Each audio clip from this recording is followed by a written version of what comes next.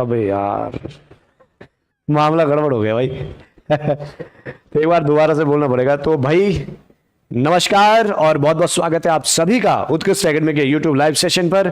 असल में मैंने यहाँ से जो इसकी वॉइस होती है, साउंड होती है, उसे ऑन नहीं की थी, तो इसके लिए माफ़ी चाहते हैं। और अब दोबारा से देखो, इतना बढ़िया मैंने इससे पहले बोला था, एकदम मज़ेदार उसमें, अब दोबारा से मैं उसको सही से नहीं बोल पाया। तो भाई आप सभी का बहुत बहुत स्वागत है जो भी इस समय जुड़ चुके हैं। और एक बार मुझे बता दें कि क्या मेरी आवाज़ अब आप तक पहुँच पा रही है। हेलो नमस्कार, गुड इवनिंग भाई। हेलो, पलक जी जुड़ गई हैं, विदेश कुमार, नेचुरल ब्यूटी, प्रमोद कुमार। इससे पहले जितने ऊपर के हैं, जब मेरी आवाज नहीं आ रही थी, मैंने सबके नाम लिए थे और सबके एक करके नाम मैंने पढ़े थे, तो इसीलिए भाई दोबारा अब नहीं पढ़ पाऊंगा, वॉइस नहीं आ रही है। एक बार मुझे फिर से बताएं, क्या मेरी आवाज अब आप तक पहुंच पा रही है? अगर आ रही है, गुरुजी खाना पीना हो गया आपका? आदि संजीव राणा जी, बिल्कुल खाना पीना कहाँ हो गया, अब इसके बाद जाएंगे। पहले आप लोगों के बीच भाई एक, तो पहले मैं असल में इस साउंड भूल गया था ऑन करना। तो चलिए फिर वह एक बार फिर से पुनः आप सभी का स्वागत करता हूं भाई। और सभी लोगों को गुड इवनिंग, नमस्कार, सत श्री अकाल, आदाब, जितने भी जुड़ गए, जय श्री राम। वॉइस आ रही है? हाँ, वॉइस बिल्कुल आ रही होगी अब, क्योंकि इससे पहले मैंने ऑन नहीं की थी, नहीं आ रही होगी। और मैंने कहा था कि वीडियो को भाई शेयर जरूर करें, उसके बाद ही हम लोग आगे बढ़ेंगे। तो एक बार जरा वीडियो को, जितने भी आप लोग जुड़ चुके हैं, बहुत टाइम बाद दर्शन हुए। हाँ जी अनिल जोशी जी, असल में बीच में हमारा स्वास्थ्य थोड़ा गड़बड़ चल रहा था, इसीलिए बीच में आप लोगों के बीच नहीं जुड़ पाए, लेकिन अब एकदम मस्त है, स्वस्थ है और हमेशा आपके बीच अब आते रहेंगे। सर आज की रिकॉर्डिंग वीडियोज़ पर अपलोड नहीं हुई है, पहले वाली PDF। हाँ वो हो जाएगी, आप निश्चिंत रहे। इसके बाद मैं सीरियल वाइज चल रहा हूं, अब श्याम शाह के बाद आपको कंटिन्यू कर रहा हूं मैं, आप निश्चिंत रहे। तो सीरियल वाइज ही चलेंगे। अब मैं पूरा इतिहास पूरा कंप्लीट करूंगा, एक एक राजा आपको विस्तार से लाऊंगा। श्याम शाह सब क्रम से चलते रहेंगे, तो आप घबराए नहीं, सब सीरियल वाइज टॉपिक के साथ चलते रहेंगे, आप निश्चिंत रहे। हाँ जी सीरियल वाइज बिल्कुल पंकज जी, आप निश्चिंत रहे, यहां से आगे बिल्कुल प्रॉपर तरीके से चलेगा आपका। यहां से पीछे के जो मैंने राजा छोड़े हैं वो मैं एक उसमें आपको बता दूंगा। तो चलिए भाई, आप लोग जो है अपना काम कर दीजिएगा, वीडियो को शेयर और लाइक जरूर करें। और उसके बाद अब मैं सीधा अपने कार्य में आगे बढ़ रहा हूं, क्योंकि भाई आज हम लोग जो है पवार राजवंश में एक शासक यानी कि राजा श्याम शाह को लेकर आए हैं। और श्याम शाह के बाद हम लोग जो है निरंतर एक एक राजा को, क्योंकि यहाँ से स्टोरी जो है एकदम बैठती भी है और एक एक करके जो है हम लोग क्रमगत रूप से आगे बढ़ते भी रहेंगे। सर जी लेक्चर मेन सब्जेक्ट की फीस कितनी है? मेंस का भी नहीं चल रहा है, स्क्रीनिंग का हमारा चल रहा है। और स्क्रीनिंग की जो आगे यदि आप भी जुड़ना चाहते हैं तो आप फटाफट से हमारे भाई ऐप से जुड़े। और हमारा लेक्चरर स्क्रीनिंग का कोर्स बिल्कुल धमाकेदार अंदाज में चल रहा है। और अगर आप भी जुड़ना चाहते हैं तो आप लोग जाकर जुड़े, हमारी फीस पूछने की जरूरत नहीं है, हमारी फीस सबसे कम होती है, आप सभी लोग जानते हैं भाई। एक बार दूसरी जगह की फीस देख लीजिएगा, उसके बाद आप हमारी फीस देखें। और अगर आपको लगता है कि वास्तव में फीस बहुत कम है और कंटेंट एकदम धमाकेदार है, तो आप लोग जुड़ सकते हैं। बाकी अब मैं अपनी वार्ता को यहीं पर विराम दे रहा हूं और अब मैं सीधा आगे बढ़ रहा हूं, यानी कि जो आज का हमारा टॉपिक है। तो चलिए फिर आज हम लोग राजा श्याम शाह पर चर्चा करते हैं। राजा श्याम शाह यानी कि 1611 से 1631 तक ये पवार राजवंश का एक राजा था और बड़ा पावरफुल शासक रहा श्याम शाह। हालांकि इसे जो है कई तरह से अलग अलग नामों से श्याम शाह को पुकारा गया, इसे विलासी राजा की संज्ञा भी दी गई और बड़ा अभागा राजा भी रहा। तो बहुत सारी चीजें जो है हम लोग यहाँ पर श्याम शाह के साथ पढ़ने वाले हैं और बहुत सारी चीजें हम लोग यहाँ पर जो है देखने वाले हैं। तो चलिए सबसे पहले एक थोड़ा सा आपको जर्नी आपको बताएं कि जो श्याम शाह है, असल में श्याम शाह से पहले कौन कौन से शासक थे। तो अगर मैं एक जर्नी में आपको बताऊं तो जो पवार राजवंश है, पवार राजवंश की जो शुरुआत है वो हमारी राजा कनकपाल से शुरू होती है। और ये मेरी ऑलरेडी वीडियो यूट्यूब पर है, यहां तक कि इन राजाओं को आप यूट्यूब पर देख सकते हैं। इसीलिए मैं आज राजा श्याम शाह से ही शुरू कर रहा हूं, क्योंकि इससे पहले के मेरे सारे के सारे राजा उनको देख लेना, ये सारे के सारे और इतने बड़े नहीं है, शॉर्ट में है, सबको पढ़ लेना। श्याम शाह के बाद एकदम मजा आने वाला है और मैं कोशिश करूंगा कि मैं रेगुलर आप लोगों के बीच यूट्यूब पर आऊं और रोज मैं एक एक राजा को जो है संक्षिप्त में, इतने बड़े नहीं, थोड़ा थोड़ा टॉपिक में आपके बीच लाए और सारे शासकों को हम लोग विस्तार से समझे। अगर हम बात करें तो राजा जो कनकपाल है और 888 से ही पंवार राजवंश की जर्नी शुरू होती है। जिन लोगों को मालूम नहीं तो उन्हें बता दे कि मैं पंवार शासक को पढ़ा रहा हूं और पंवार जो राजवंश है, पंवार राजवंश की अगर हम बात करें तो उत्तराखंड की धरती पर ये जो पंवार राजवंश है ये हमारे पास लगभग 888 के आसपास स्थापित हुआ और 888 से लेकर 1949 तक की जो है पंवार राजवंश की जर्नी उत्तराखंड में रहती है। इसके साथ साथ इनका जो संस्थापक है वो कनकपाल है, जो 888 के आसपास यहाँ पर बाहर से आया हुआ एक शख्स था और इसी के द्वारा जो है एक तरह से पंवार राजवंश की नींव रखी गई। ऑलरेडी मेरी इस पर वीडियो विस्तार से आई हुई है तो आप जाकर उनको जरूर देखना। मुझे लगा कि मैं दोबारा इस वीडियो को लाऊं और बहुत सारे लोग ऑलरेडी पंवार राजवंश की जो थीम है, जो स्टोरी, उसको समझते हैं और जानते हैं कि कैसे हुआ। उसके बाद आनंदपाल, सोनपाल, लखनदेव, अनंतपाल द्वितीय, जगतपाल और अजयपाल, यहां तक के निरंतर जो है पंवार राजवंश के शासक जो है गद्दी पर बैठते हैं। अगर हम लोग बात करें यहां पर राजा अजयपाल की तो अजयपाल पंवार राजवंश का पहला वास्तविक संस्थापक माना जाता है। मतलब ये जो है एक ऐसा पहला राजा देखने को मिला जिसने वास्तव में पंवार राजवंश का जो है विस्तार यानी कि समस्त गढ़वाल में किया। आपने देखा होगा 52 गढ़ों को एक छत्र किया था। 52 गढ़ों को जीतने वाला राजा अजयपाल को कहा जाता है। अजयपाल पर मेरी वीडियो ऑलरेडी यूट्यूब पर है, आप जाकर देखना, इसकी पूरी प्लेलिस्ट मेरी बनी है। और राजा अजयपाल, वास्तव में अगर आप अजयपाल को एक बार जरूर मुझसे पढ़िएगा और आपको बड़ा आनंद आएगा, जहां पर अजयपाल का शौर्य और साथ ही साथ अजयपाल से भी बड़े एक ऐसे वीर राजा को हम लोग साथ में पढ़ते हैं यानी कि कफू चौहान। तो ये सारी चीजें नीचे कर दें, तो ये सारी चीजें जो है हम लोग अजयपाल के बारे में पढ़ते हैं। अजयपाल तक जो है यानी कि इस राजा को आप कह सकते हैं कि कहीं ना कहीं पंवार राजवंश यहां से पावरफुल होता है। और उसके बाद हमारे पास बीच में फिर अजयपाल के बाद छुटमुट राजा देखने को मिलते हैं, जिनमें से कल्याणपाल, सुंदरपाल, हंसपाल तक राजा आते हैं। फिर विजयपाल आता है, सहजपाल आता है, बलभद्र शाह, मानशाह और श्यामशाह। श्यामशाह आज हमारा अध्ययन का केंद्र बिंदु है और श्यामशाह के बाद मैं एक एक राजा को पढ़ाने वाला हूं और जिसमें बड़ा मजा भी आने वाला है। लेक्चरर स्क्रीनिंग का पेपर, भाई देखिए मैंने आपको पहले बता दिया है, अब मैं बीच में रोकूंगा नहीं। अपने लेक्चरर स्क्रीनिंग का बैच हमारा चल रहा है और यदि आपको जुड़ना चाहते हैं तो आप जरूर जुड़े। बाकी 5 तारीख को, 5 सितंबर को हमारे लेक्चरर स्क्रीनिंग में भी जो है एक ऑफर रहेगा, जिसमें आप लोग अगर लेना चाहेंगे तो जरूर जुड़े। और दूसरी खास बात आपको बता दें, लगातार हमें जो है निरंतर आप लोग मैसेज कर रहे हैं, तो ये सूचना भी मैं यहीं पर दे देता हूं पहले ही कि हमारे जितने भी एलटी के छात्र थे, मैंने ऑलरेडी एक वीडियो भी बना रखी है, उसको देखिएगा। जितने भी हमारे एलटी के छात्र एप्लीकेशन पर जुड़े हुए थे उन सभी के लिए ऑलरेडी वहां पर एक कूपन लगा हुआ है, तो आप जाकर जो है उस कूपन का फायदा जरूर उठाइएगा। आप निरंतर बार बार पूछते हैं कि कूपन वहां पर आपको नहीं मिलता है, तो आप अगर मेरी इस वीडियो को देख रहे हैं तो आपको बता दूं कि जब भी जितने एलटी वाले होंगे तो आप अगर हमारा स्क्रीनिंग वाला, आप हमारा अगर जीआईसी वाला बैच लेना चाह रहे होंगे तो आप थोड़ा सा स्क्रॉल ऊपर उसको ले जाकर एक नीचे ऐसी पतली सी पट्टी आपको दिखेगी, मैं भूल गया हूं उस कूपन का कोड का, लेकिन वो इस टाइप से 1500 यूए करके कुछ इस टाइप से आपको दिखेगा, उस पर क्लिक कीजिएगा। जैसे क्लिक करेंगे तो आपको वो प्रॉपर ऑफर में दिखाई देगा, तो ऑफर आपको वहां पर देखने को मिल जाएगा। बाकी अब फिलहाल बढ़ते हैं आगे। तो आज हमारा जो है स्पेशली इसमें जो है राजा श्यामशाह चलेगा, लेकिन श्यामशाह से पहले हल्की सी एक पृष्ठभूमि बनाऊंगा। देखिए, राजा श्यामशाह से पहले हल्का सा समझने का प्रयास करेंगे कि कैसे श्यामशाह गद्दी पर बैठता है और फिर क्या क्या आप समझ जाएंगे कि श्यामशाह के समय होने वाला। देखिए, ध्यान से देखिएगा। असल में अगर हम लोग पंवार राजवंश की बात करें तो हल्का सा आपको यहां पर एक जर्नी के रूप में समझाता हूं कि कैसे पंवार राजवंश स्थापित हुआ और किस तरह से पंवार राजवंश ने उत्तराखंड में जो है अपनी स्थापना यहां पर की। देखिए, अगर हम लोग बात करें तो मैंने आपको इससे पहले कुणिद राजवंश पढ़ाया था और कुणिद राजवंश के बाद उत्तराखंड में एक राजवंश स्थापित हुआ, कार्तिकेयपुर राजवंश, ये वाला। इसको भी आपको पढ़ाएंगे डिटेल से, कार्तिकेयपुर राजवंश। जब कार्तिकेयपुर राजवंश स्थापित हुआ यहां पर, तो लगभग कार्तिकेयपुर राजवंश ऐसा था जिसने यहां पर 350 वर्षों तक जो है शासन किया। इसीलिए इस राजवंश को जो है उत्तराखंड का पहला ऐतिहासिक राजवंश भी कहा जाता है। और अगर हम लोग बात करें तो जब कार्तिकेयपुर राजवंश यहां पर स्थापित हुआ तो ये राजवंश जो है पहला ऐसा उत्तराखंड का राजवंश आया, और इसी में एक राजवंश ऐसा आया ईस्टगण, जिसने जो है पहली बार समस्त उत्तराखंड को एक छत्र किया, राजा ईस्टगण ने। और लगभग इन्होंने, कार्तिकेयपुर शासकों ने इस पूरे के पूरे उत्तराखंड पर अपना क्या कर दिया था, शासन कर दिया था। ध्यान से समझना कैसे पंवार राजवंश की यहां पर जो है स्थापना होती है।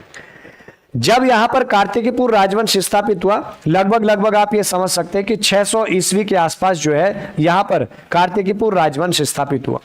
और ये जो कार्तिकीपुर राजवंश जब स्थापित हुआ तो इसने क्या कर दिया, धीरे धीरे पूरे उत्तराखंड को एक छत्र किया और आगे चलकर जो है ये जो कार्तिकीपुर राजवंश रहा ये सामंतवादी व्यवस्था पर चल पड़ा। कौन सी वाली? सामंतवादी। सामंतवादी का मतलब होता है कि अब कार्तिकीपुर का जो राजा था इस राजवंश का, वो केवल राजधानी में बैठकर शासन करता था, बाकी इसने जो है अपने सब जगह सामंत स्थापित कर दिया ऐसे करके कि भाई यहां पर भी सामंत है, यहां पर भी इसका सामंत है, इस जगह सामंत है, इस जगह सामंत है। ये सारे के सारे इसने सामंत बना दिए और इसने क्या कर दिया, इनको ये सारे के सारे क्षेत्र दे दिए और इन सभी से क्या करता था, टैक्स वसूलता था। इसको घर में जो है बैठे बैठे टैक्स मिल जाता था। तो इस तरह से इसने इन सबको, जो भी इसके अधीन ये सामंत रहे, सब क्या करते थे, टैक्स भेजते थे। और जब ये सामंतवादी व्यवस्था इनके शासनकाल में स्थापित हुई तो उस दौरान क्या हुआ कि एक ये धीरे धीरे क्या हुए कि ये जो सामंत है इन्होंने क्या कर दिया, अपने छोटे छोटे गढ़ को स्थापित करना शुरू कर दिया। इस टाइप से इनके जो है अपने अपने यहाँ पर गढ़ बनने शुरू हो गए। अर्थात यहाँ पर जो है इस जगह पर इनके गढ़ व्यवस्था जो है गढ़वाल में धीरे धीरे शुरू होने लगी। जब यहां पर गढ़ व्यवस्था हुई तो उसका जो ये सामंत था वो गढ़पति कहलाने लगा और धीरे धीरे देखते देखते क्या हुआ कि इन्हीं में से एक गढ़ हमको यहां पर देखने को मिलता है, चांदपुर गढ़। ये वाला, ये हमारी चमोली में है और चमोली में आपको एक गढ़ मिलेगा, चांदपुर गढ़, ये वाला। और इस चांदपुर गढ़ का जो राजा था वो राजा था कौन, यानी कि भानु प्रताप। तो यहाँ का राजा था भानु प्रताप और इसी भानु प्रताप को जो है ये भी खुद स्वयं इनको टैक्स दिया करता था।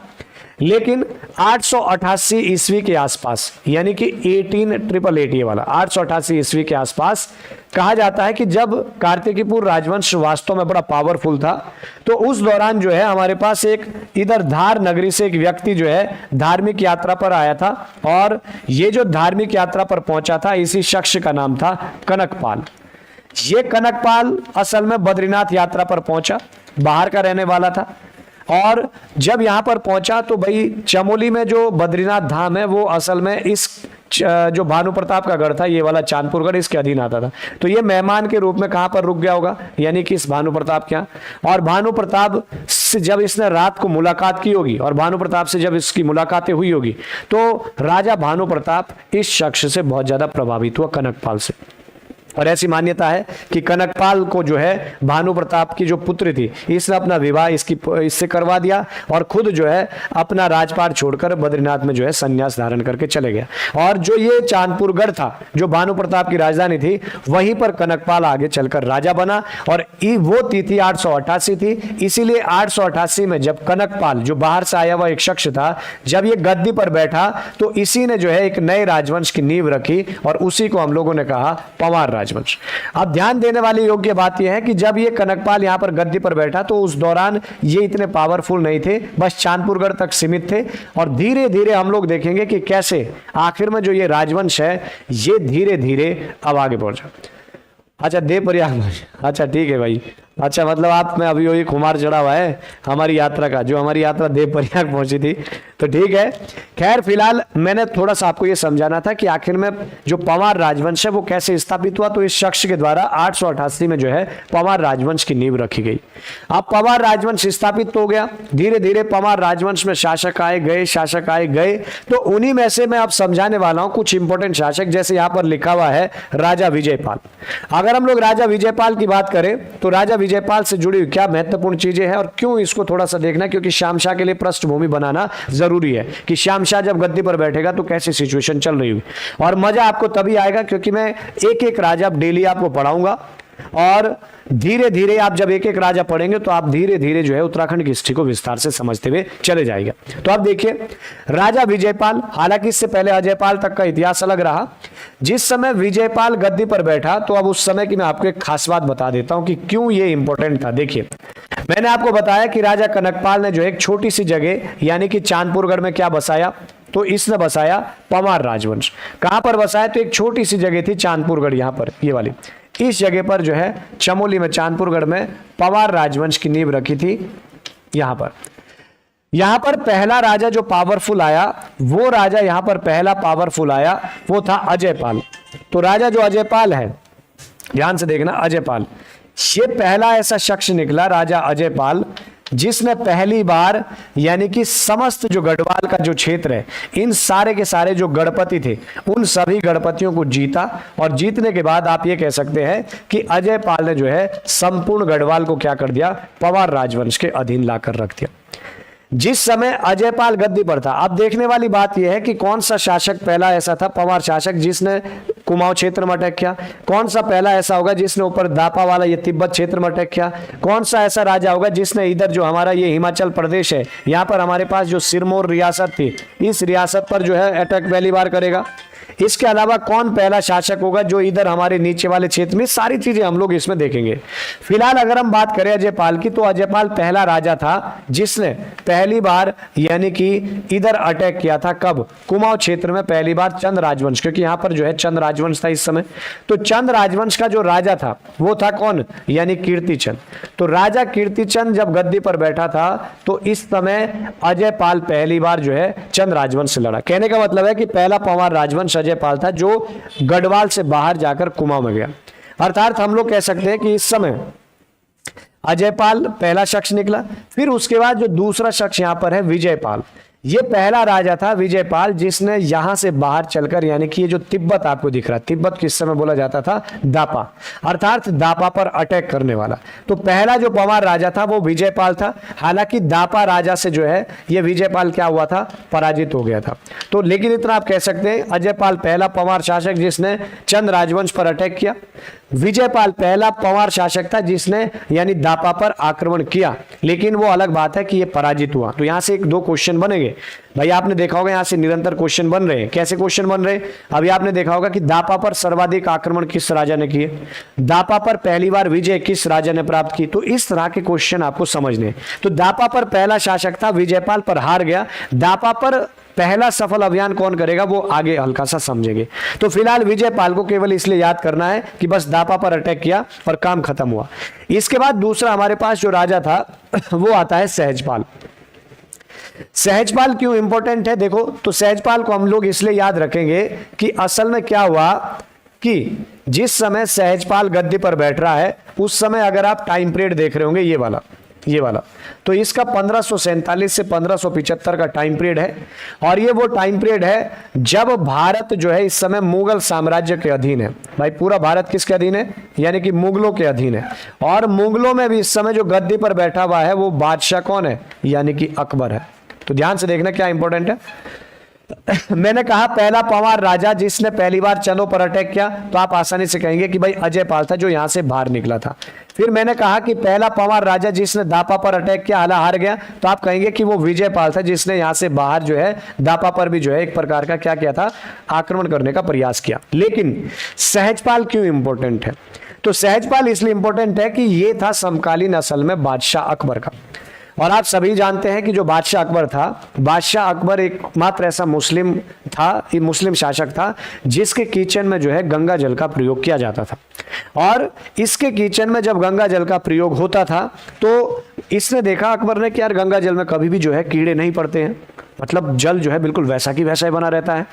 तो फिर अकबर ने एक दिन कहा, अपना एक दल भेजा, अन्वेषक दल खोज करता कि भाई जरा जाओ, जरा देख कर आओ कि आखिर में ये गंगा का जो जल है ये आखिर में आ कहां से रहा, थोड़ा इसको खोजबीन करके लाओ, क्यों इसमें कीड़े नहीं पड़ते हैं, ऐसी क्या खास बात है। तो फिर अकबर का एक अन्वेषक दल यहां से चल पड़ा क्योंकि इनको पता था भाई गंगा उत्तराखंड से आ रही है। और इस दौरान यहाँ पर राजा कौन है? तो राजा इस समय बैठा हुआ है सहजपाल। तो सहजपाल से एक इंपॉर्टेंट चीज याद रखनी है कि पहली बार जब यहां पर जो है मुगलों का जो अन्वेषक दल था वो हरिद्वार पहुंचा, क्योंकि पवार राजा की सीमा हरिद्वार में हो गई थी। तो सहजपाल ने क्या कर दिया था? मुगलों का जो ये अन्वेषक दल था अकबर का, इसको यहां पर बाउंड्री पर क्या कर दिया? रोक दिया था और इसको आगे नहीं आने दिया। कहा कि भाई आप वहीं पर रुक जाइए, आप आगे नहीं आ सकते। तो कहने का मतलब है कि सहजपाल पहला ऐसा जो है पवार राजा निकला जिसने एक तरह से यानी कि मुगल बादशाह से सीधा टशन ले लिया था। सहजपाल को काफी सारे नामों से जो है विभूषित किया जाता है। सहजपाल को अलग अलग नाम दिए जाते हैं। इसको राजनीतिक चतुर राजा भी कहा जाता है। तो शायद राजनीतिक चतुर राजा इसलिए कहा जाता है कि इतने बड़े बादशाह का जो है दल रोक दिया, उसके बावजूद भी कोई लड़ाई देखने को नहीं मिली। वरना अकबर तो इतना बड़ा था कि जो है पंवार रियासत क्या पूरे उत्तराखंड को फेंक देता कहीं भी। भाई अकबर तो इतना बड़ा जो इतनी बड़ी बड़ी रियासतों से लड़ता था, लेकिन उसके बावजूद भी ये राजा ऐसा निकला, यानी राजनीतिक चतुर राजा जैसा भी इसको कहा गया। मैं ये हल्की सी इनके बारे में स्टोरी बता रहा हूं, बाकी ये बड़े बड़े राजा हैं। इसके बाद अगर हम लोग और बात करें तो यहां पर अगला जो राजा आता है, तो देखो सहजपाल में क्या हुआ, यानी इसने जो है अब सीधा मुगलों से भी पंगा ले लिया। सहजपाल के बाद अगला राजा जो है सहजपाल का बेटा गद्दी पर बैठा, बलभद्र शाह। अब देखो बलभद्र शाह 1575 से जो है 1591 तक गद्दी पर आया। बलभद्र शाह में क्या खास बात है इंपॉर्टेंट, और श्याम शाह के लिए मैं पृष्ठभूमि बना रहा हूं, आप समझते रहे तभी आपको श्याम शाह को पढ़ने में मजा आएगा। हमने कहा कि भाई पहला राजा, देखो आपको याद हो गया अजय पाल है, जो पहली बार यहां से बाहर कर सीधा चंद राजवंश अटैक किया, तो वो आप कहेंगे कि जी सर आपने कहा अजय पाल था। फिर मैंने कहा कि पहला पंवार शासक जिसने दापा पर अटैक किया, तो आप बोलेंगे कि सर आपने अभी कहा था कि विजयपाल था, लेकिन विजयपाल क्या हो गया था, हार गया था।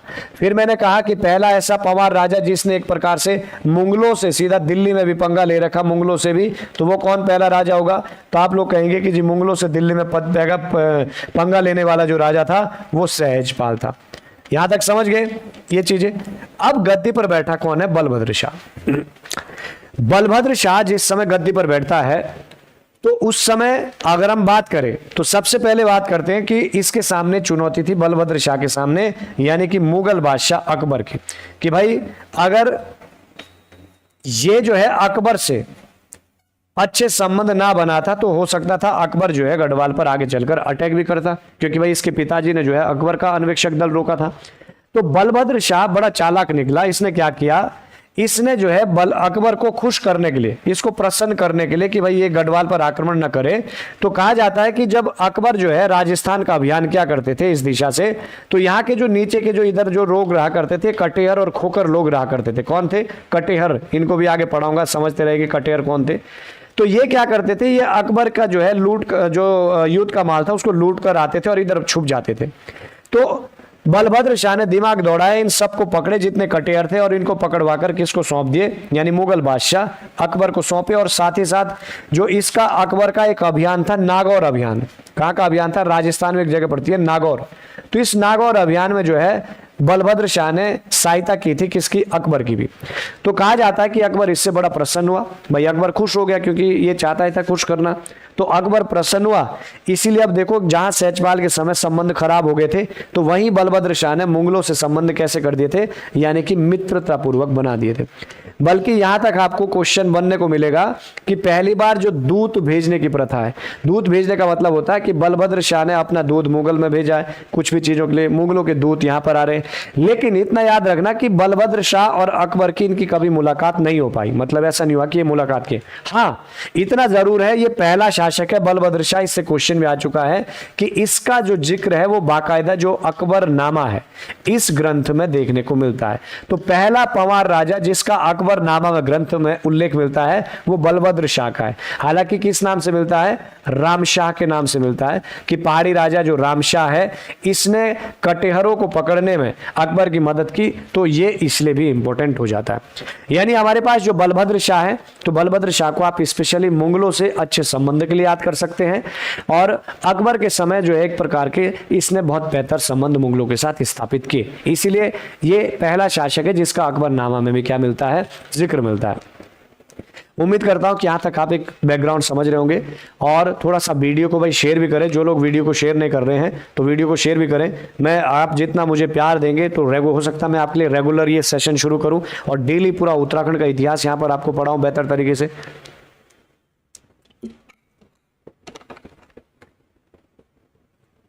हाँ बायोलॉजी का कोर्स भी शुरू करने वाले हैं, आप निश्चिंत रहे। तो हम लोग जो है बायोलॉजी का कोर्स मतलब हर सब्जेक्ट का हम लोग मेंस का कोर्स भी करेंगे स्क्रीनिंग के लिए, तो आप घबराएं नहीं। सर ओनली हिंदी की फीस बता दीजिए। ओनली हिंदी की फीस आपको जो है 1000 रुपये है केवल हिंदी की। चलिए तो भाई उम्मीद करता हूं कि आप लोग यहां तक का मामला समझ गए। बलभद्र शाह के मुगलों से संबंध याद हो गए कि भाई बलभद्र शाह के शानदार है। लेकिन अगला जो मुद्दा आता है बलभद्र शाह का, अब हम लोग यहां से देखेंगे इधर को कि बलभद्र शाह के समय पहली बार इतिहास में क्या हुआ कि इसके समय इधर जो है संबंध बहुत बुरे हो जाते हैं। कहां पर? यानी चंद राजाओं के साथ। असल में चंद राजा का जब बलभद्र शाह गढ़वाल में था तो चंद राजा इस समय कौन था? रुद्रचंद था, ये वाला। और रुद्रचंद भी बहुत ही पावरफुल राजा था। तो इधर चंदों का राजा रुद्रचंद है और इधर जो है गढ़वाल में जो राजा है वो बलभद्र शाह है। और असल में हुआ क्या कि इन दोनों के बीच इतिहास में एक बड़ा महत्वपूर्ण युद्ध लड़ा गया जिसको हम लोग ग्वालदम के युद्ध के नाम से जाना गया। चमोली के ग्वालदम में दोनों के बीच युद्ध लड़ा गया और इस युद्ध को हम लोग जो है ग्वालदम युद्ध के नाम से जानते हैं। ग्वालदम युद्ध जो है 1581 का युद्ध था, बड़ा महत्वपूर्ण युद्ध था। और इस युद्ध में जो रुद्रचंद का एक सेनापति था पुरुषपंत, ध्यान से देखना, पुरुषपंत, ये जो पुरुषपंत था ये युद्ध में क्या हुआ यानी बलभद्र शाह के द्वारा मारा गया। कहने का मतलब है रुद्रचंद हार गया। तो पहली बार अब यहां पर ऐसा संबंध भी देखने को मिल रहा है कि यानी कि अब बलभद्र शाह या फिर पवार राजवंश और चंदों के बीच भी बहुत तकड़ी खटास शुरू हो गई। मुगलों से तो बहुत अच्छे संबंध शुरू किए बलभद्र शाह ने, लेकिन चंदों के साथ संबंध बड़े बेकार हुए। अर्थात आप ये कह सकते हैं कि बलभद्र शाह और रुद्रचंद के बीच एक भयानक युद्ध भी लड़ा गया, ग्वालदम का युद्ध, जिसमें रुद्रचंद का सेनापति पुरुषपंत मारा भी गया। इकोनॉमिक्स का भी मिल जाएगा, जल्दी शुरू हो जाएगा, आप निश्चिंत रहे फिलहाल। हाँ, शाह की उपाधि, चलो एक को इन्होंने अच्छा कहा है, ये भी क्वेश्चन आता है कि जो ये शाह शब्द आपको दिख रहा है ना, ये शाह शब्द की उपाधि भी सर्वप्रथम जो है इसी के द्वारा अपने नाम के पीछे ली जाती है। तो बलभद्र शाह ने ही पहली बार शाह की उपाधि भी धारण की। मैं अभी इनको मोटा मोटा समझा रहा हूं, वरना डिटेल से इनको अलग पढ़ाएंगे। अगला फिर राजा आता है मानशाह। अब देखो गद्दी पर बैठ गया कौन? मानशाह। असल में अगर हम लोग बात करें तो मानशाह जो है इसके बाद जो है 1591 से जो है 1511 तक गद्दी पर बैठता है। अब देखो ध्यान से मानशाह के समय और क्या महत्वपूर्ण चेंजिंग हो गई। अब आप इतनी चीजें तो भाई समझ गए ध्यान से कि मैंने आपको बताया कि अकबर यानी कि यहां पर पहला ऐसा राजा था अकबर जिसने पहली बार क्या किया? चंद राजवंश के खिलाफ, अकबर कह रहा हूं अजयपाल, तो ये अजयपाल पहला राजा है जिसने चंदों पर पहली बार अटैक किया। और लिख भी देता हूं 1491 का इनका युद्ध था जो पहला था इधर। फिर मैंने आपको कहा कि दूसरा राजा हमने ऐसे देखा कौन सा? यानी विजयपाल। अब आप कह रहे हैं हाँ जी बिल्कुल जी विजयपाल था। विजयपाल वो शासक था जिसने पहली बार यानी कि दापा पर अटैक किया, यहां पर दापा पर, लेकिन विजयपाल क्या हुआ? हार गया था। फिर मैंने आपको बताया कि इसके बाद जो है विजयपाल के बाद सहजपाल आया। सहजपाल, हमने देखा कि जो राजा सहजपाल था, सहजपाल ने पहली बार जो है मुगलों से पंगा लिया, यानी कि इसने मुगल बादशाह अकबर से पंगा लिया था, उसका अन्वेषण दल को रोक दिया था। तो मुगल बादशाह अकबर, ध्यान से देखो बड़े इंपॉर्टेंट चीजें बता रहा हूं। तो सहजपाल ने क्या कर दिया था? इससे एक प्रकार से संबंध जो है खराब कर दिए थे। फिर मैंने दूसरा राजा अभी जस्ट आपको पढ़ा है कौन? यानी बलभद्र शाह। हमने देखा कि जो राजा बलभद्र शाह था, बलभद्र शाह पहला ऐसा शासक है भाई जिसका अकबरनामा में जिक्र है और दूसरा मुगलों के साथ बहुत अच्छे संबंध स्थापित किए, क्लिक का चिट दी। लेकिन बलभद्र शाही ऐसा राजा भी रहा जिसने चंदों के साथ भयानक संबंध बिल्कुल कैसे कर दिए? खराब कर दिए। कैसे? मैंने आपको बताया 1581 का युद्ध लड़ा गया, ग्वालदम का युद्ध। वो जो है बलभद्र शाह और किसके बीच लड़ा गया? यानी कि रुद्रचंद के बीच। तो ग्वालदम युद्ध इसी के समय लड़ा। तो कहने का मतलब है कि बलभद्र शाह के चंदों के साथ संबंध एक तरह से खराब हो गए। अब हम देखते हैं कि जब मानशाह गद्दी पर बैठेगा तो मानशाह के समय कैसी सिचुएशन होगी और मानशाह अब आगे क्या करने वाला है। तो मानशाह जब गद्दी पर बैठा तो सबसे पहली चुनौती मानशाह के सामने थी दापा वाली, क्योंकि दापा का राजा लगातार आगे बढ़ रहा था उत्तराखंड की ओर। तो पहला शासक अब विजयपाल के बाद मानशाह आएगा, पहला जिसने दापा पर फिर से अटैक किया। किसने? मानशाह ने। और इस समय जो यहां का राजा था, दापा का राजा, वो काकवा मोर था, जो हमारे पास उल्लेख मिलते। कौन था? काकवा मोर था। और मानशाह वर्सेस काकवा मोर का जब युद्ध लड़ा गया तो मानशाह ने इस काकवा मोर को बुरी तरह से क्या किया? पराजित। यानी पहला पंवार शासक जिसने दापा पर विजय प्राप्त की, जबकि पहला विजयपाल था अटैक करने वाला, हार गया। ये पहला है जिसने दापा पर विजय प्राप्त करके लाया। ये वही राजा है मानशाह जिसने कहा जाता है कि इसने दापा से जो है लगभग 1000 स्वर्ण कलश जो है, यहां से स्वर्ण कलश ये जीत कर लाया था यहां से। और इसीलिए आपको याद होगा कि मानशाह के लिए कहा जाता है कि ये जो है सोने के बर्तनों में क्या करता था, खाना खाया करता था। तो सोने के बर्तनों में भी भाई जो है ये खाना खाया करता था। तो कहने का मतलब है कि मानशाह के संबंध यानी कि दापा पर पहला राजा जिसने विजय प्राप्त की। दूसरी खास बात अगर हम आपको बताएं तो मानशाह ने अपने जाते जाते समय क्या कर दिया था, अपने नाम से एक नगर बसाया था, मानपुर नगर। कौन सा? मानपुर। यहां से अब जर्नी शुरू होगी। मानपुर नगर इसी मानशाह ने बसाया और मानशाह की मृत्यु के बाद फिर जो आगे राजा गद्दी पर बैठा वही राजा आज हम पढ़ने वाले हैं, यानी कि श्यामशाह। तो एक बेस बनाना पड़ता है और उम्मीद करता हूं ये बेस आप समझ गए होंगे और बेहतर तरीके से आप इसको सीख भी गए होंगे। पॉलिटी की क्लास भी देंगे सर? हाँ जी, पॉलिटी की भी देंगे भाई, सब क्लास होगी। बहुत अच्छा पढ़ाते हैं सर। हाँ, उत्तराखंड का पढ़ाया हुआ सबसे समझ आता है, उत्तराखंड कंप्लीट करा। हाँ, मैं उत्तराखंड आपके लिए रेगुलर पढ़ाऊंगा भाई।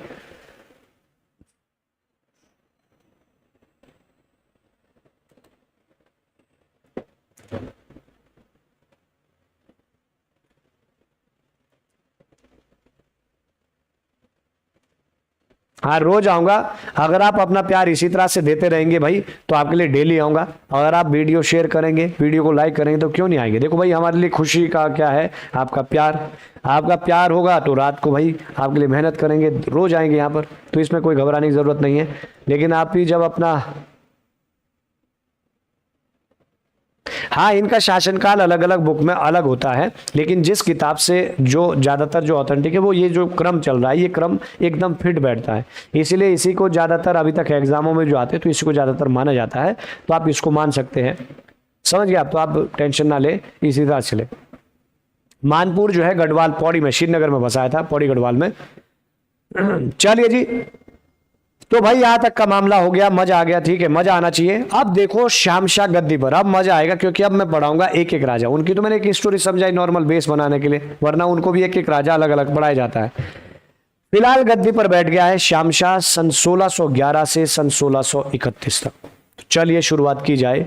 सबसे पहले इसमें हम लोग इसके पिता, इसके अन्य नाम, इसके समकालीन शासक, प्रारंभिक स्थिति, इसका वैवाहिक जीवन, मुगलों के साथ संबंध, चंदों के साथ संबंध, दापा के साथ संबंध, कार्य और यात्रियों का आगमन, इस पर चर्चा करेंगे। देखो सबसे पहले इसका परिचय दे देते हैं आपको कि आखिर में श्यामशाह है कौन। देखिए, अगर हम लोग बात करें तो जब मैंने आपको पढ़ाया था बलभद्र शाह, ये वाला बलभद्र शाह, याद आ रहा ना? अकबर का दोस्त बना दिया था अकबर के समय इसने। तो बलभद्र शाह के असल में दो पुत्र पैदा हुए। कौन कौन पैदा हुए? एक तो बलभद्र शाह का पुत्र पैदा हुआ मानशाह, जो भाई गद्दी में बैठा था जस्ट इससे पहले, और दूसरा इसका पुत्र पैदा हुआ महीपति शाह। ध्यान से देखे, महीपति शाह, ये दो दोनों की दोनों एकदम महान, योग्य, साहसी थे। लेकिन नियम तो यही कहता था कि जो बड़ा पुत्र होगा वही गद्दी पर बैठेगा, और बड़ा पुत्र इधर कौन था? मानशाह था। तो इसीलिए गद्दी पर बैठना किसको था? मानशाह का था। जबकि महीपति शाह में भी कोई कमी नहीं थी। महीपति शाह भी एक पावरफुल आगे चलकर राजा भी बना, तो लेकिन क्या करे, गद्दी पर बैठना पड़ा मानशाह को। मानशाह के भी जो है आगे पुत्र थे। कौन कौन? एक तो मानशाह का पुत्र था श्यामशाह, ध्यान से देखिएगा यहां पर, और दूसरा इसका पुत्र था धामशाह। जबकि महीपति शाह की अगर आप जब पढ़ेंगे, जब इनको, क्योंकि इसके बाद क्रम से चलता रहेगा, महीपति शाह ने विवाह किया था, जिनको आपने खूब नाम सुना होगा, रानी कर्णावती। सुना है कि नहीं? रानी कर्णावती। रानी कर्णावती से जो है महीपति शाह का विवाह था, शादी हो रखी थी। और इन दोनों से जो उत्पन्न संतान थी, इन दोनों से उत्पन्न संतान आगे चलकर कौन थी? यानी पृथ्वीपति शाह। पृथ्वीपति शाह। अब देखो, हमने अभी गद्दी पर पढ़ा मानशाह को। मानशाह गद्दी पर बैठा, लेकिन मानशाह की क्या हो गई? मृत्यु हो गई। अब मानशाह की मृत्यु के बाद जो है गद्दी पर बैठ गया इसका बड़ा बेटा भी श्यामशाह। तो अब हम लोग पढ़ेंगे श्यामशाह। यहां देखेंगे कि आखिर में क्यों फिर इसका मानशाह का परिवार यहीं पर दी एंड हो गया और मानशाह का वंश यहीं खत्म हो गया, और फिर कैसे महीपति शाह गद्दी पर बैठा, और फिर कैसे महीपति शाह का शासनकाल शुरू हुआ। तो वो आगे की चर्चा है। खैर, फिलहाल मैंने आपको एक परिचय दे दिया कि आखिर में कौन है श्यामशाह। तो श्यामशाह भाई मानसा का एक पुत्र है और मानसा के पश्चात ही श्यामशाह गद्दी पर बैठा है। एक बार देख लो चार्ट, क्योंकि ये चार्ट के पैटर्न पर ही हम लोग आगे चलने वाले हैं।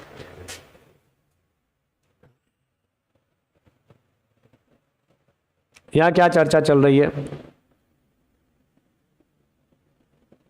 चलिए ठीक है भाई, देखो श्यामशाह में बहुत मजा आने वाला है और उत्तराखंड के शासक सारे बड़े मजेदार है। अगर आपने, मैं खुद वादा करता हूं, अगर आप रेगुलर मुझसे जुड़े रहे तो ये शासक आपकी जो है खोपड़ियां में याद हो जाएंगे एकदम मस्त तरीके से। चलिए फिलहाल बढ़ते आगे, परिचय आप समझ गए। अब यहां पर जो है हल्का सा जो परिचय के बाद हम लोग चर्चा करेंगे कि जो श्यामशाह है, श्यामशाह की बात करेंगे हम लोग जो है, ये आखिर में किन किन का समकालीन था और श्यामशाह के जो समकालीन शासक रहे। तो अगर हम लोग बात करें कि जिस समय श्यामशाह गद्दी पर बैठा, तो उस समय की थोड़ी सी हम लोग एक अगर प्रारंभिक जीवन को देखें और इसके आसपास की स्थिति को जाने कि आखिर में श्यामशाह की गद्दी पर बैठते समय क्या चल रहा है। तो ध्यान से देखें आप, देखो यहां पर गद्दी पर बैठा पड़ा है श्यामशाह, राजा श्यामशाह, ये वाला। और हम लोग अच्छी तरह जानते हैं कि श्यामशाह जब गद्दी पर बैठा है तो मैंने आपको कहा था कि जो इसका पिता था, इससे पहले मानशाह ने जो है दापा पर एक बहुत तकड़ा आक्रमण किया था कि नहीं किया था। और दापा का जो राजा था काकवा मोर, उसको जो है इसके पिता ने पराजित भी किया था, बिल्कुल किया था, और यहां से सोना भी लाया था इसका पापा। तो कहने का मतलब है कि श्यामशाह जब गद्दी पर बैठेगा तो दापा से संबंध है खराब। प्रारंभिक स्थिति पर ध्यान से गौर फरमाएगा। दूसरा, इधर जो है गद्दी पर कौन है, यानी कि कुमाऊं में जो है चंद राजवंश है, आपको पता ही है। और चंद राजवंश की अगर हम बात करें तो चंद राजवंश में जो इसके समकालीन राजा है वो दो राजा है। कौन कौन है? एक तो लक्ष्मीचंद है, ये वाला, और दूसरे की बात करें तो दूसरा त्रिमलचंद है। एक कौन है? लक्ष्मीचंद है और दूसरा त्रिमलचंद है। ध्यान से बात देखिएगा कि जब श्यामशाह से पहले था कौन? बलभद्र शाह।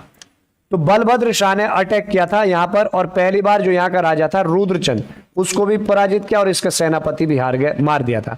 तो बलभद्र शाह के समय संबंध हुए खराब। फिर गद्दी पर बलभद्र के बाद कौन बैठा था? यानी कि मानशाह।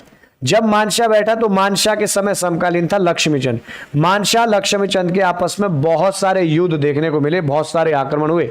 तो कहने का मतलब है कि अब जब श्यामशाह गद्दी पर बैठा है तो जाहिर सी बात है कि मामला तो इसके समय भी गड़बड़ होगा भाई। जब इसके पिता का संबंध बहुत पेचीदा चल रहे तो फिर श्यामशाह के कौन सच्चे चल सकते। लेकिन वो देखने वाली बात है कि होगा आगे क्या। दापा के साथ संबंध खराब, इधर संबंध खराब, लेकिन एक जगह संबंध शानदार है, यानी कि मुगलों के साथ। लेकिन मुगलों के समय, क्योंकि जब इससे पहले मानशाह था तो मानशाह के संबंध भी बहुत अच्छे रहे, किसके साथ? यानी मुगलों के साथ। तो यहां पर भी हम देख सकते हैं कि श्यामशाह के संबंध अच्छे हो सकते। तो ये है इसके समय की एक स्थिति। यानी मुगल बादशाह की अगर हम बात करें, जब श्यामशाह बैठ रहा है तो इस समय कौन है मुगल बादशाह? यानी जहांगीर है। तो पहली चीज तो ये याद रखेगा कि जहांगीर का समकालीन है श्यामशाह। और चंद राजवंश में इसके समय दो है, लक्ष्मीचंद है और त्रिमलचंद है। इतना स्थिति मालूम हो गया? कोई समस्या?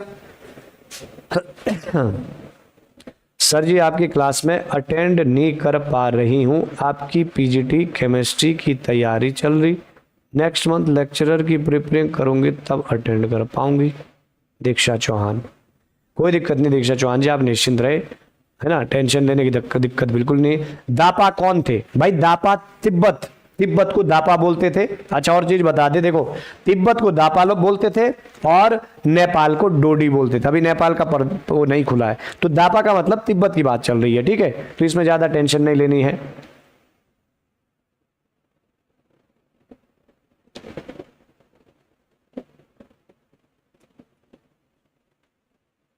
हाँ भाई लेवल उसी के निकलेंगे। तो दापा एक क्षेत्र है, तिब्बत हाँ व्यक्ति नहीं है, बिल्कुल जी अंकित जी, ठीक है। तो मैं क्या बोल रहा हूँ, मैं दापा, मैंने तो कहा नहीं भाई, मैं तो दापा क्षेत्र ही बोल रहा हूँ। दापा क्षेत्र का राजा भी था काकवा मोर। चलिए जी, मामला यहां तक आप समझ गए। कहने का मतलब है, आप ये देखो ध्यान से, हम लोग पढ़ रहे हैं श्यामशाह। तो पहले मैंने आपको एक श्यामशाह की स्थिति बताई, प्रारंभिक स्थिति बताई या जीवन बताया कि परिचय। तो आप लोग समझ गए कि श्यामशाह भाई मानशाह का बेटा है। फिर मैंने बताया कि श्यामशाह जब गद्दी पर बैठा तो आसपास की स्थिति क्या है, तो आपको पता है दापा से पंगा है, आपको पता है चंद राजवंश के साथ संबंध खराब है, लेकिन मुगल बादशाह जहांगीर है तो मुगलों के साथ संबंध पहले से अच्छे, बाकी अब देखेंगे इसके कैसे होंगे, तो वो एक चर्चा का विषय है। नमस्कार, वीडियो को शेयर करें, लाइक करें। अगली चर्चा का विषय आगे हमारे पास है सीधा, यानी कि श्यामशाह की प्रारंभ की स्थिति और वैवाहिक जीवन। ये बड़ा मजेदार है। ठीक है भाई, श्यामशाह मानशाह का बेटा है, गद्दी पर बैठ गया, चारों तरफ से खतरों से भरा पड़ा है, लेकिन प्रारंभिक स्थिति और वैवाहिक जीवन पर चर्चा होगी। देखिए असल में क्या हुआ कि जब श्यामशाह गद्दी पर बैठा, ये बेचारा गद्दी पर बैठने के बाद क्या हुआ कि पंवार राजवंश की गद्दी पर बैठ गया, और बैठने के बाद मैंने आपको प्रारंभिक स्थिति बता दी कि इसने जैसे ही ये विवाह करा, इसने शादी की, तो विवाह करने के बाद इसकी जो है कोई भी क्या नहीं होने लग गई, संतान नहीं होने लग गई, मतलब इसकी कोई संतान नहीं हुई। देखते देखते भाई राजा है, और राजा को पता ही है राजा का जो बेटा है वही आगे गद्दी पर बैठता है, ऐसे में बहुत जरूरी था कि इसको संतान की सख्त जरूरत थी, लेकिन संतान नहीं हुए। जब संतान नहीं हो रही है तो देखते देखते इसने क्या कर दी, 60 विवाह कर दिए, 60 रानियों से शादियां कर दी इसने। तो 60 रानियों से विवाह किए श्यामशाह ने, ऐसा उल्लेख मिलता है। अब 60 रानियों से जब ये विवाह करता है, 60 विवाह, उसके बावजूद भी इसकी कोई संतान नहीं होती है। फिर ये बड़ा परेशान हो जाता है कि यार 60 विवाह कर दिए, तो सोचो भाई उस समय तो, आज तो एक विवाह होना बड़ा चुनौतीपूर्ण हो गया, उस समय 60 रानियों से जो है विवाह चल पड़ते थे, तो आज देखो एक विवाह करना ही महाभारत हो रखा है। और यहां हमारे श्यामशाह 60 रानियां ला चुके थे। खैर जो भी है, 60 रानियां आई है, लेकिन 60 रानियों से भी कोई संतान उत्पन्न नहीं है। तो फिर श्यामशाह को लगा कि यार कुछ तो मामले में गड़बड़ है। तो भाई राजा थे तो इन्होंने बुलाए अपने सारे विद्वान ज्योतिष जितने भी थे कि भाई आइए क्या मुद्दा है।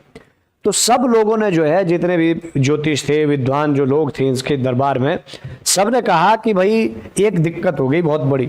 कि क्या दिक्कत हो गई? इसने कहा, श्यामशाह ने, इसने कहा कि दिक्कत ये हो गई कि आपको जो है वास्तु दोष लग गया है। कौन सा दोष लग गया है? वास्तु दोष, ग्रह दोष लग गया आपको। और ये जो दोष है, ये दोष वहां का लगा है कि जो आपके पिता थे मानशाह, थे कि नहीं थे मानशाह? और मैंने लास्ट टाइम बताया था कि मानशाह ने और कुछ नहीं किया, लेकिन एक काम जरूर किया, अपने नाम से इसने क्या बसाया था? मानपुर गढ़ बसाया था। और जो मानपुर गढ़ इसने बसाया अपने नाम से, वहीं से जो है क्या लगा है आपको? वास्तु दोष लगा है, इसीलिए आपकी संतान नहीं हो रही है। अब इसने कहा कि यार मानपुर गढ़ बसाया मेरे पिताजी ने और वास्तु दोष लग रहा मुझे। तो फिर आपको याद रखना है कि जो श्यामशाह था, श्यामशाह ने फिर जो इसका अपना जो गुरु था वो था शंकर देव। कौन था? ये क्वेश्चन भी आ चुका है, शंकर देव था। तो इसने कहा कि देख भाई शंकर देव, ये समस्या बहुत विचित्र है, मैं तो संतानहीन होने वाला हूँ। आगे जो है भाई कोई ऐसा भी नहीं है कि 60 रानियों से शादी कर रखी है और गद्दी पर भी वह बैठने लायक भी नहीं है अब कोई, कि भाई राजा का बेटा राजा गद्दी पर बैठेगा, बेइज्जती हो जाएगी कि 60 रानियों से भी कोई संतान उत्पन्न नहीं कर पाया। तो फिर इसने कहा कि भाई इसका हिसाब किताब कैसे ना कैसे करके आपको निकालना पड़ेगा। तो इसने कहा कि देखो, तो फिर ये जो शंकरदेव था, जो इसका गुरु था, इसी ने जो है यहाँ पर वास्तु शिरोमणि ग्रंथ की रचना की। कौन सी? वास्तु शिरोमणि ग्रंथ। तो वास्तु जो शिरोमणि ग्रंथ है, ये इसी को दोष को दूर करने के लिए जो है ग्रंथ की रचना की गई। और ये आपको याद रखना, एग्जाम आ चुका है कि वास्तु शिरोमणि ग्रंथ की रचना किसने की? तो शंकरदेव डोभाल के द्वारा, शंकरदेव के द्वारा की गई। खैर कुछ भी नहीं हो पाया और अंत में जो है यही हल निकला कि श्यामशाह की भी मृत्यु हो गई। और अगला जो यहाँ से क्वेश्चन है, ऐसा उल्लेख मिलता है कि इसकी जो 60 रानियां थी, इन रानियों ने भी जो है इसके साथ क्या निर्णय लिया? सती होने का। अर्थात ये सारी रानियां भी सती हो गई इसके साथ। इसीलिए ऐसा भी अनुमान लगाया जाता है कि गढ़वाल में जो सती प्रथा के प्रमाण के पहले उल्लेख है। तो सती प्रथा प्रमाण का पहला उल्लेख इसी श्यामशाह के शासनकाल का माना जाता है। तो यहां पर श्यामशाह भाई 60 रानियों से विवाह करने के बावजूद भी कोई संतान प्राप्त नहीं कर पाया, क्योंकि वास्तु दोष था। वास्तु दोष इसके पिता मानशाह के द्वारा था, क्योंकि उसने मानपुरगढ़ बसाया, उसी से दोष लग गया। तो और चाहकर भी इसका जो गुरु था शंकर देव, जिसने बाकायदा वास्तु शिरोमणि ग्रंथ की रचना की, वो भी इसे दूर नहीं कर पाया। हाँ भाई, पुष्यमित्र शुंग की तो 500 रानियां थी, बिल्कुल थी रानियां। इसके अलावा भाई एक से एक बड़े बड़े राजा रहे हमारे, समझ रहे आप। बिंदुसार थे, उनकी भी रानियां इतनी सारी थी, बिंबसार की।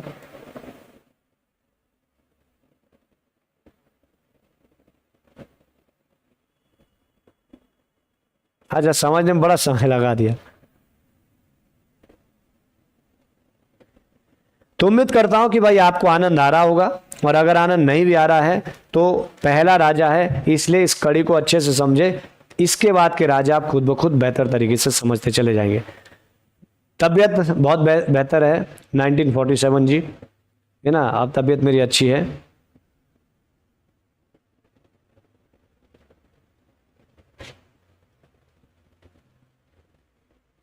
संजय भारती जी भी हमारे बीच इस समय जुड़े हैं, और बड़ा अच्छा लगा कि संजय भारती जी भी भाई आप लोगों में से एक ऐसे जो है, आपको अब इनका परिचय देने की तो ज़रूरत नहीं है। इन्होंने बड़े कठिन संघर्ष के समय में एक के बाद एक एग्ज़ाम को निकालकर अभी वर्तमान में नैनीताल में कार्यरत है, उद्योग प्रबंधन में, और बहुत सारे एग्ज़ाम इन्होंने निकाले छोड़े।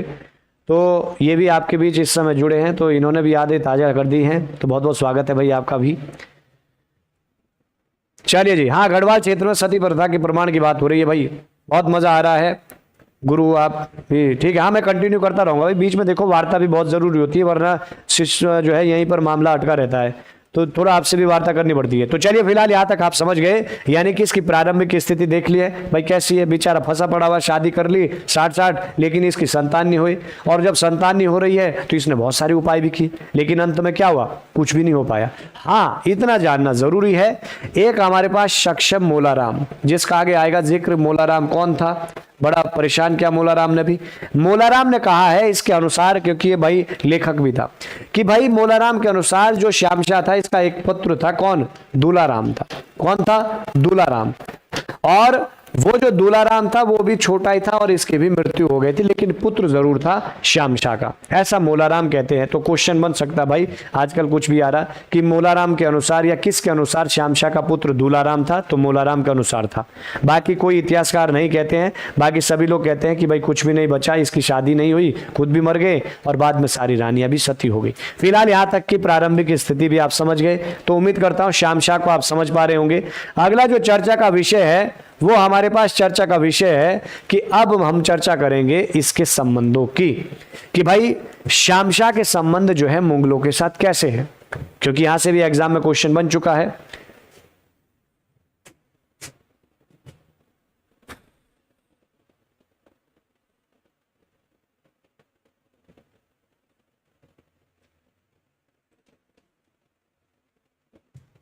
चलिए जी, बहुत बहुत स्वागत है। चलो, बेचारा श्यामशाह क्या कर, मुझे बड़ा दुख होता है। अब देखिए संबंध की बात मुगलों के साथ, ध्यान से देखें। अगर हम लोग मुगलों के साथ संबंध पर चर्चा करें, तो इस समय गद्दी पर बैठा हुआ है श्यामशाह, और श्यामशाह गद्दी पर बैठ रखा है। तो उससे पहले हम लोग जानेंगे कि श्यामशाह से पहले था यहाँ पर मानशाह। और अगर हम लोग मानशाह की बात करें, तो मानशाह के समय जो है यहाँ पर कौन था, यानी कि जहांगीर था। और मानशाह के संबंध जो है जहांगीर और मुगलों से बहुत ही अच्छे थे, लेकिन अभी तक कोई भी पंवार राजा ऐसा नहीं है जो जाकर किसी मुगल बादशाह से मुलाकात करके आया हो। भाई हमने देखा बलभद्र शाह के बहुत अच्छे संबंध थे अकबर से, लेकिन मुलाकात उसने भी नहीं की। भले ही बलभद्र शाह का जिक्र अकबरनामा में है, पर मुलाकात नहीं हुई। बलभद्र शाह के बाद गद्दी पर हमने देखा कि मानशाह बैठे, तो मानशाह के संबंध भी बहुत अच्छे, लेकिन मानशाह ने भी कभी मुलाकात नहीं की। लेकिन जब गद्दी पर बैठा कौन, श्यामशाह, तो देखो जब श्यामशाह गद्दी पर बैठा तो श्यामशाह बाकायदा कहाँ गया, मुलाकात करने गया, और जहांगीर से जो है आगरा में जाकर मुलाकात करके भी आ गया। तो पहला पंवार राजा इसलिए बड़ा इंपॉर्टेंट है, ये पहला पंवार शासक है श्यामशाह। जो किसी मुगल बादशाह से मुलाकात करके आ रहा है। Very important, most important. और मुलाकात करने के साथ साथ खास बात देखो कि जहांगीर ने जो है इसको घोड़ा और हाथी उपहार में भी दे रखा। किसने? जहांगीर ने। तो जहांगीर ने शहंशाह को घोड़ा हाथी भी गिफ्ट दे रखे। ले भाई, ये ले गिफ्ट ले। और पहला राजा है जो मुलाकात करके आया। और सबसे खास बात, एकमात्र राजा जिसका जिक्र जो है जहांगीर नामा में भी मिलता है। तो ये जो शहंशाह है ये इसलिए भी इंपॉर्टेंट है, इसी शहंशाह का उल्लेख जो है कहां पर मिलता है? जहांगीर नामा में। तो जहांगीर नामा में भी जो है इसका जिक्र मिलता है। और जहांगीर नामा में जो है इसको श्याम सिंह के नाम से जो है उल्लेखित किया गया कि राजा श्याम सिंह, पहाड़ी राजा है श्याम सिंह। तो इसका उल्लेख जो है शहंशाह का यहां भी। आप देखो दो राजा हुए, एक तो बलभद्र शाह जिसका जिक्र मिलता है किसमें? अकबरनामा में। और दूसरे राजा हमारे पास शहंशाह जिसका जिक्र मिलता है यानी कि जहांगीर नामा में। इतना ही नहीं, जहांगीर ने जो है शहंशाह के समय हरिद्वार की यात्रा भी की थी 1621 में। तो ये भी बड़ा इंपॉर्टेंट है कि किसके समय हरिद्वार की यात्रा पर आया था। तो जहांगीर जो है शहंशाह के समय उत्तराखंड की यात्रा पर भी हरिद्वार तक पहुंचा था और हरिद्वार में इसने कंबल आदि भी लोगों को बांटे थे।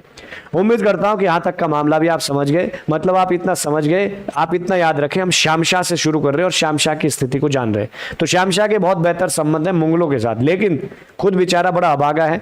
60 राज्यों से विवाह किया लेकिन हुआ बेचारे का कुछ नहीं। फिर भी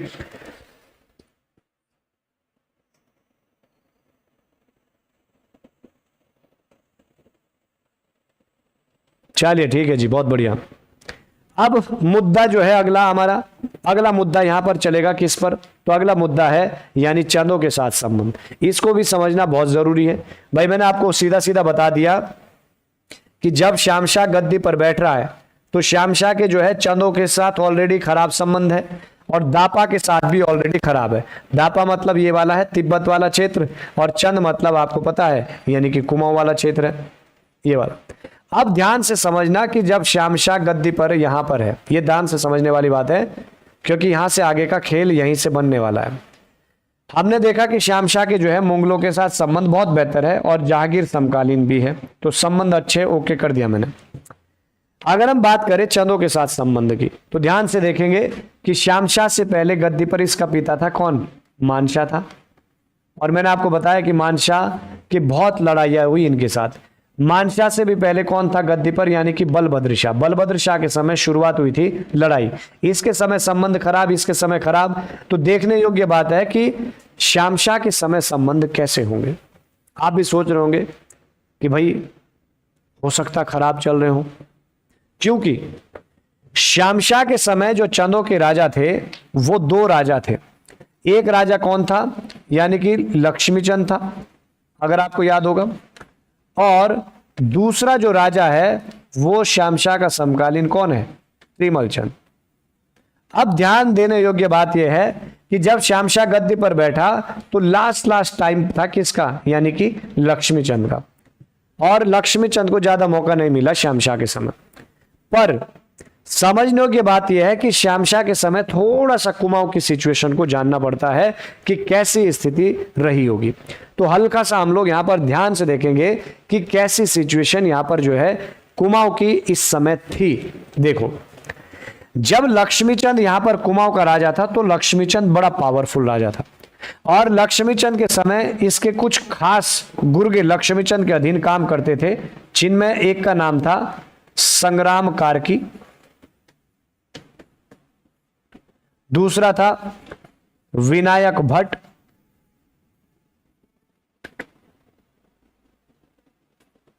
संग्राम कार्की, विनायक भट्ट और पीरू गुसाई। ये जो तीन शख्स है ये असल में लक्ष्मीचंद के बिल्कुल एकदम कंधे से कंधे मिलाकर लक्ष्मीचंद के साथ काम करते थे, लेकिन तब ये लक्ष्मीचंद के अधीन काम करते थे। जैसे ही लक्ष्मीचंद की क्या हो गई, यहां पर मृत्यु हो गई। मृत्यु होने के बाद लक्ष्मीचंद के बहुत सारे पुत्र थे, लेकिन सर्वे सर्वा क्या हो गई, ये तीनों की तीनों बन गए, सारी पावर इनके हाथों में आ गई। और इन तीनों ने क्या कर दिया, इन्होंने कुमाऊं में, जब पढ़ाऊंगा ना मैं यहाँ कुमाऊं का सिचुएशन, तो लक्ष्मीचंद के जस्ट मृत्यु के बाद कुमाऊं में अराजकता की स्थिति उत्पन्न हो गई इन तीनों की वजह से।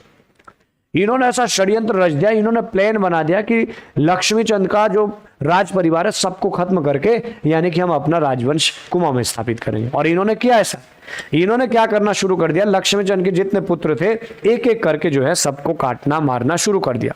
किसी को जहर देकर मार दिया, किसी को कैसे मार दिया, किसी को अंधा करके मार दिया, जो भी है इन्होंने काम बेहतर कर दिया अपने लिए। उन्हीं में से लक्ष्मीचंद में से एक पुत्र था लक्ष्मीचंद का त्रिमलचंद, और त्रिमलचंद जो है समझ गया, इसने देखा त्रिमलचंद ने कि भाई ये तीनों जो है ये काम तमाम करने लगे हुए और हम सबको उड़ाकर जो है खुद का शासन कुमाऊं में स्थापित करने वाले। तो लक्ष्मीचंद थोड़ा सा तेज निकला। लक्ष्मीचंद ने क्या कर दिया, सीधा यहां से जो है भाग कर कहा आ गया, यहां पर आ गया श्यामशाह के पास। श्यामशाह के पास जो है सीधा चरणों में आ गए। जबकि आप सभी लोग अच्छी तरह जानते हैं कि गढ़वाल के और इनके संबंध बिल्कुल भी अच्छे नहीं है। देखने योग्य बात यह है कि क्या श्यामशाह जिसके पूर्वज जो है चंदों से लड़ रहे हैं, क्या एक चंद को शरण देगा श्यामशाह? जब श्यामशाह के दरबार में पहुंचा कौन, त्रिमलचंद कुमाऊं से, तो उसने सारी बातें बताई कि महाराज देखो कुमाऊं में अराजकता की स्थिति फैली हुई है, हम सबको मारा जा रहा है और मुझे आपकी सहायता चाहिए जो भी है। तो उत्तराखंड के इतिहास में पहली बार श्यामशाह ने क्या किया, यानी किसी चंद शासक की पहली बार सहायता की, और सहायता करने के बाद जो है इसको गद्दी पर बैठा दिया और इन सबको रास्ते से उड़ा दिया। तो इस तरह से यानी त्रिमलचंद को गद्दी पर बैठा है श्यामशाह। तो कहने का मतलब है कि श्यामशाह के संबंध ओके हो गए हैं इनके साथ, जबकि इसके पिता के दादा के संबंध अच्छे नहीं है। तो श्यामशाह भाई ऐसा बेचारा जिसके खुद तो खराब चल रहे, बताओ 60 रानियां है, शादी कर रखी 60, एक भी संतान नहीं हो रही बेचारे की, लेकिन संबंध मस्त करके आ रहा सबसे, चंदों के साथ बढ़िया करके आ गया, गद्दी पर बैठा है त्रिमलचंद को। नीचे जो है मुगल बादशाह के साथ ऑलरेडी इतने अच्छे,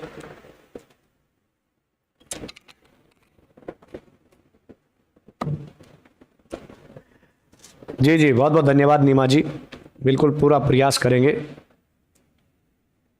पॉलिटिकल साइंस की वैकेंसी नहीं है क्या सर, प्लीज बताएं। क्यों नहीं होगी भाई, होगी मीनाक्षी जी, आप क्यों नहीं होगी, टेंशन मत लीजिए। तो भाई उम्मीद करता हूं कि मुगलों के साथ भी संबंध आप समझ गए हैं और चंदों के साथ भी समझ गए। कहने का मतलब है कि श्यामशाह के समय संबंध अच्छे हो गए। और देखने योग्य बात यह है कि जो इसके बाद का राजा आएगा वो क्या करेगा। खैर फिलहाल यहां तक का मामला डन है और यहां तक मैं समझा भी चुका हूं। अगला मुद्दा हमारे पास है किसका, यानी कि चंदों के साथ संबंध पढ़ने के बाद ये तो पढ़ लिया है, अब हमारा ये दापा पे होना चाहिए था। अब अगला मुद्दा होना चाहिए था दापा, यहाँ चंदी लिख रखा है, यहाँ पर अब चंदों के साथ होकर जो है दापा के साथ अगला मुद्दा है। भाई यही तो थे 3 पत्ते, देखो अभी पवार राजवंश के साथ 3 ही पत्ते हैं। कौन कौन से, एक तो चंद राजवंश, एक मुगल बादशाह और एक ये, हाँ ये हाँ हाँ क्लास रेमेट चली हुई है, क्लास चली हूँ, क्लास मेरी आए लगो, ठीक है। तो हम लोग भाई इतना समझ चुके हैं, माफी चाहता हूं भाई थोड़ा डिस्टर्ब हो गया। हाँ बहुत बहुत धन्यवाद, बहुत बहुत धन्यवाद भाई आप सभी का।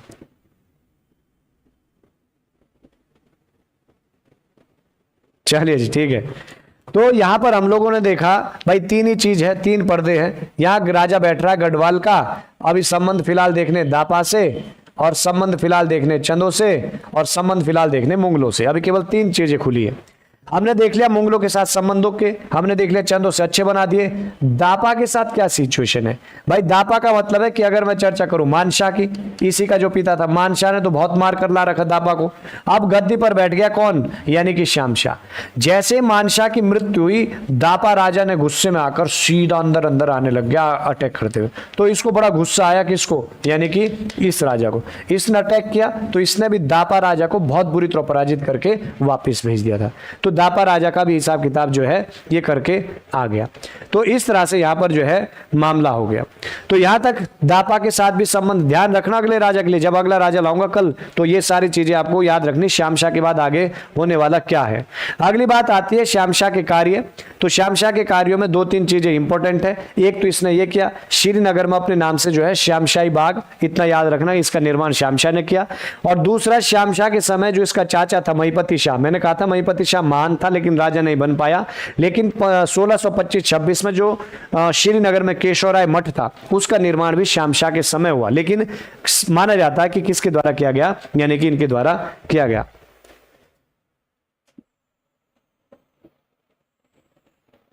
सर आपके बड़े बाल अच्छे लगते ही सर, केजीएफ लगते हो सर आप। अच्छा बड़े बाल में तो चलो बड़े बाल फिर से कर देंगे भाई, क्योंकि बाल तो अपने हैं, कभी भी आ सकते, कौन से गायब हो जाएंगे। गुड इवनिंग सर, कैसा है सर आप, कैसे? मैं तो एकदम पूजा जी बहुत अच्छा हूँ, मस्त। जौनसारी भाषा बोलते हैं सर आप? अच्छा हाँ, मेरी आवाज़ आप तक पहुँच गई क्या? हाँ मैं जौनसारी भाषा बोलता हूँ भाई, जौनसारी।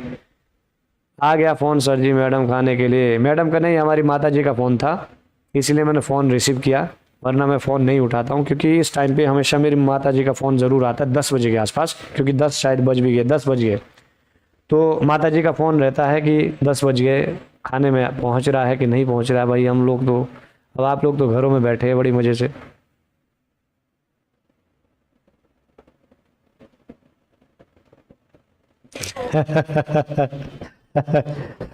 बंगाली भाषा बोल रहा था मैं। चलिए देखिए भाई, भाषा भी बंगाली का ही बहुत सारी। अब मैं धीरे धीरे आपके साथ बहुत सारी चीज़ें जो है जो हमारी गढ़वाली कुमाऊनी और जौनसारी शब्दावलियाँ, उन पर भी आपसे चर्चा करता रहूँगा भाई। तो इतना याद रखना, ये इसके समय के कार्य है।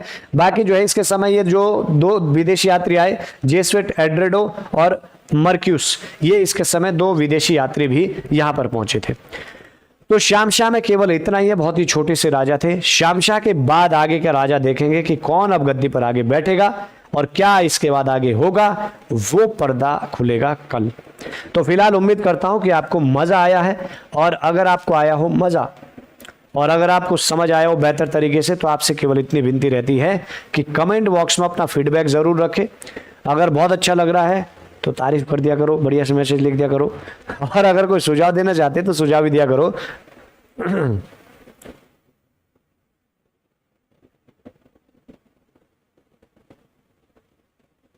लाइब्रेरी से बैठ के देख रहे हैं, बहुत बहुत धन्यवाद। कोई लाइब्रेरी से बैठ के देख रहा है, कोई पता नहीं कहाँ बैठ के देख रहा है, बहुत अच्छी चीज़ है भाई। बावरी भाषा, हाँ जी भैजी भाई ने पहचान लिया, ये बावरी भाषा है। और मैं जौनसार जनजाति से संबंधित हूँ, और जौनसार जनजाति में बाबर क्षेत्र से हूँ, और जहाँ पर बावरी भाषा बोली जाती है।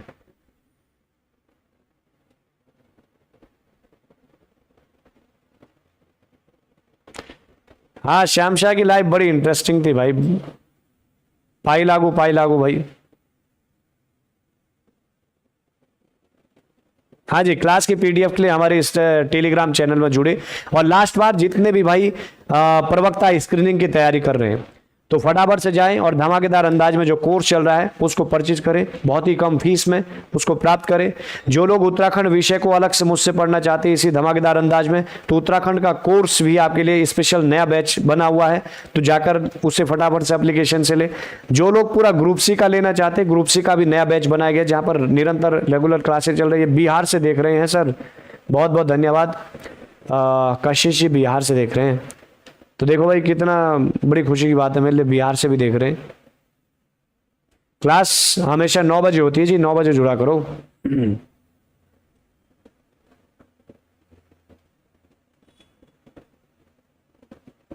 धन्यवाद।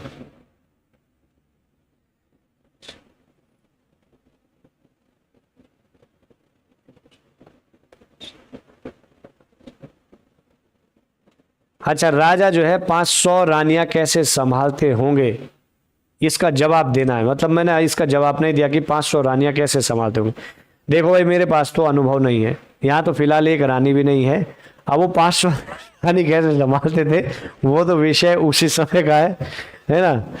तो इस पर तो बड़ी चर्चा हो सकती है, 500 रानी कैसे संभालते थे।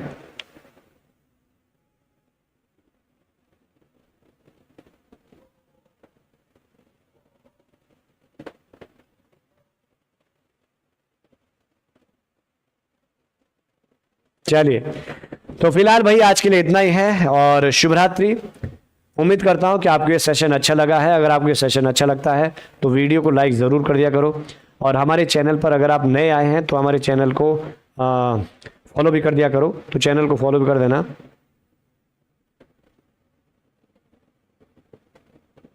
अच्छा, बहुत सुंदर लग रहा हूँ, बहुत बहुत धन्यवाद।